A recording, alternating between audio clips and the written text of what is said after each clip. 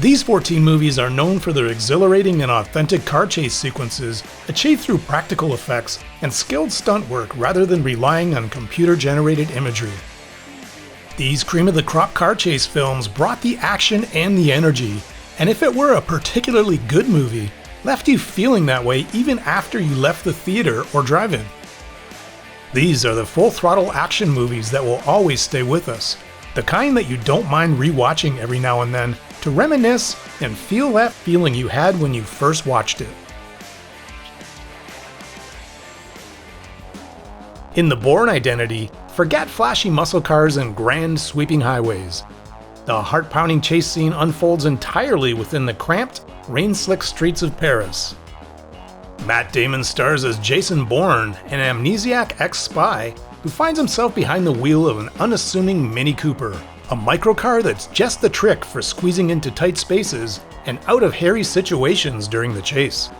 Bourne utilizes the city itself as an obstacle course as he navigates narrow alleyways, dodges pedestrians, and even leaps curbs with an ironic, chilling calmness. The chase reaches a fever pitch when Bourne, in a desperate maneuver, careens down a flight of stairs with the Mini bouncing willy-nilly before landing with a thud.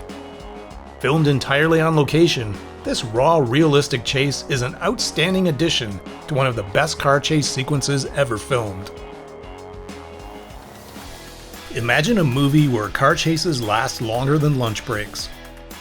That's the insanity of the low-budget smash fest film that sees to it that 127 cars were completely totaled or damaged with one of the longest car chase scenes ever filmed at a tire-shredding 40 minutes. Most of the cars destroyed belong to one-man show writer, producer, director, actor, and stuntman H.B. Halicki. The premise is simple enough: steal 48 specific cars in 5 days for a mysterious overseas buyer who does not require that the cars have clean titles. The star of the movie is the abuse-receiving yellow Ford Mustang named Eleanor that sees its share of harm and damage.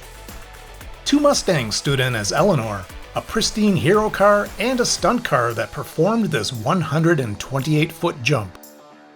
This movie isn't just about speed, it's about car crash film production dedication bordering on insanity, all lovingly crafted for our gearhead entertainment.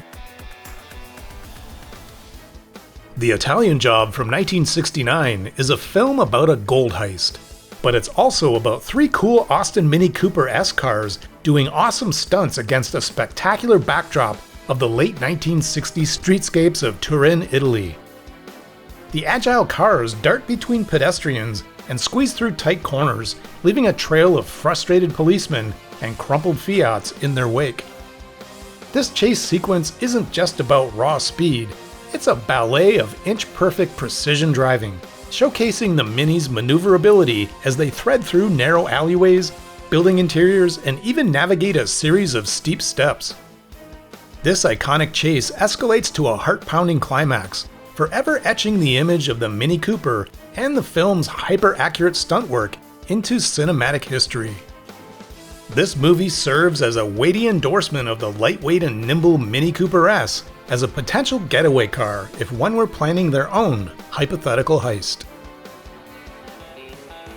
Roaring into theaters and drive-ins during the summer of 1974, this wild ride cult classic delivers almost non-stop thrills and excitement during its lengthy chase scenes.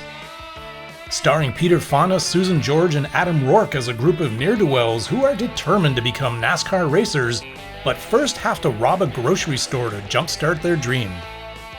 The other star of the movie is a Citroen Yella 1969 Dodge Charger, powered by the 440 cubic inch Magnum engine, being pursued by a platoon of law enforcement, including this helicopter performing this jaw-dropping stunt.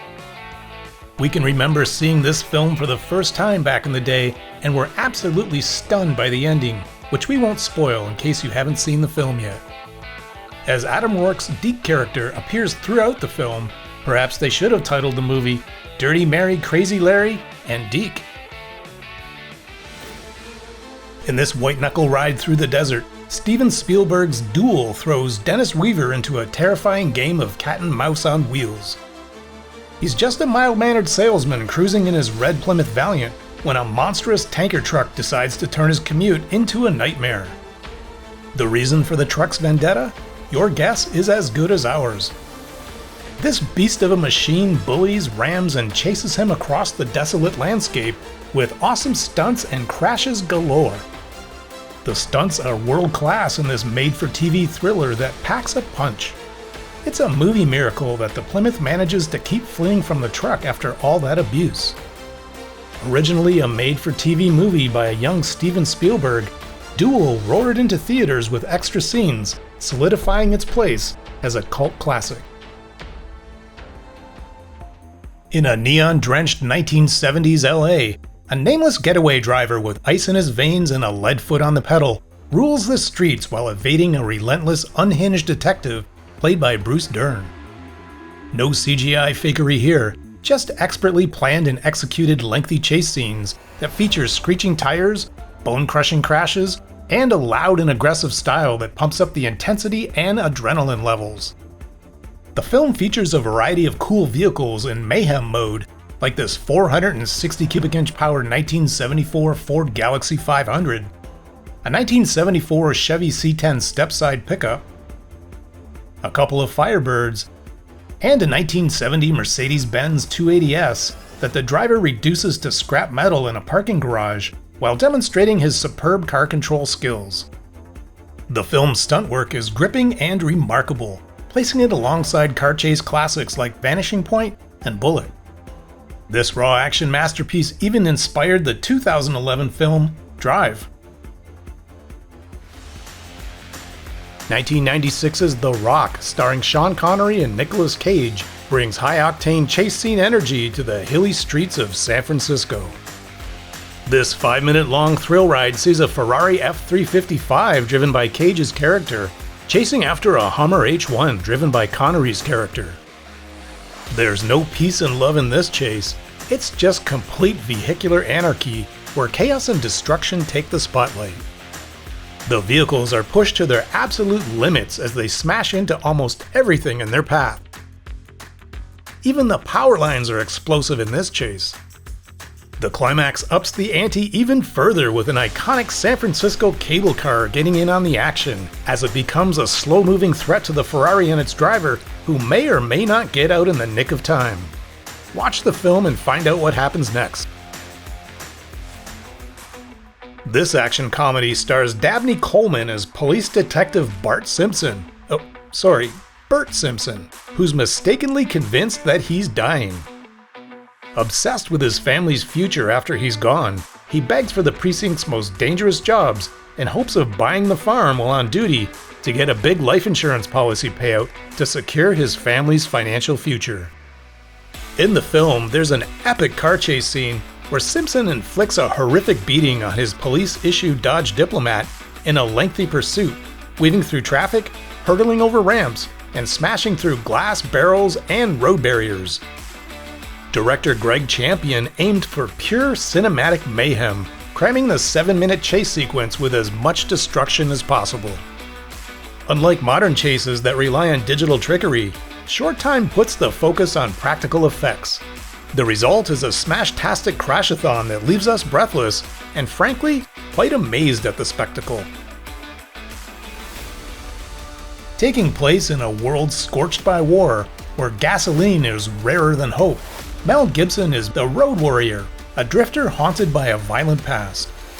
Here, Max stumbles upon a peaceful community, desperately guarding their precious fuel reserves from a roving gang of marauders, poised to strike and steal it all.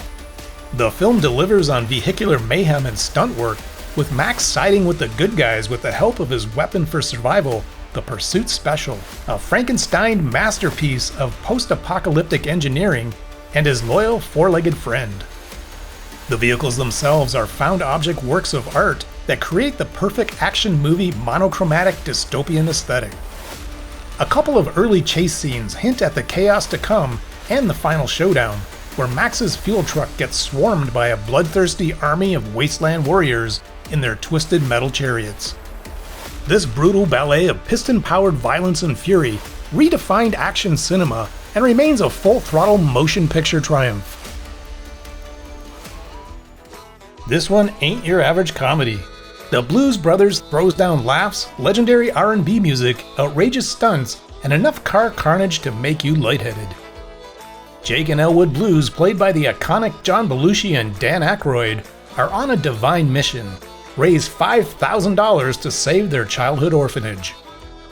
But the road to redemption was anything but smooth, as they're chased by the law and other assorted baddies in their now iconic Bluesmobile, a 1974 Dodge Monaco ex-cop car. This beast wasn't afraid of punishment. It tore through a shopping mall, defied gravity with a freeway backflip, and even met its glorious end crashing through the Daily Center in downtown Chicago. With a budget of $30,1979, the film set a record, wrecking a fleet-scale 103 cars. The Blues Brothers isn't just a musical comedy, it's a Carmageddon cinema legend that everyone needs to see at least once in their lifetime. It's 1977, and this runaway summer rebel yell blockbuster smash hit made critics eat its dust.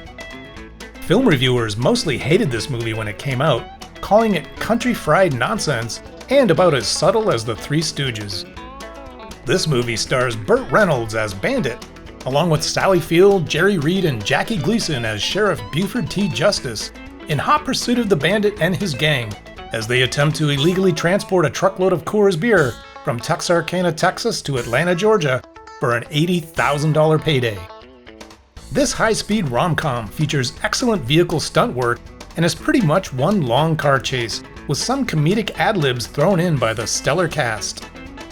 While the critics may have been sour on this film, audiences roared their approval, turning Reynolds into a superstar and the Trans Am into a pop culture icon.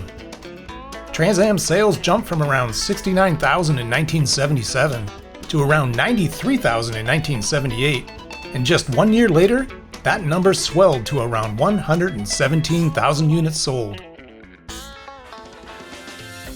A lengthy, heart-stopping car chase from this Oscar-winning 1971 movie continues to be hailed as one of the best ever filmed. Here, a relentless Gene Hackman as Detective Popeye Doyle muscles a battered Pontiac Le Mans through Brooklyn streets, desperate to stay on the tail of a villain escaping on an elevated train. Director William Friedkin, a rebel with a camera, ditched permits and implemented only informal traffic control while filming. Even so, in many instances, the vehicle action sequences continued the chase into sections with no traffic control, where they actually had to evade real traffic and pedestrians. Those heart-stopping near misses you see? Totally unscripted, adding a layer of shocking realism that cemented this scene as a cinema legend. Popeye Doyle's Pontiac Le Mans wasn't originally supposed to be the chase car.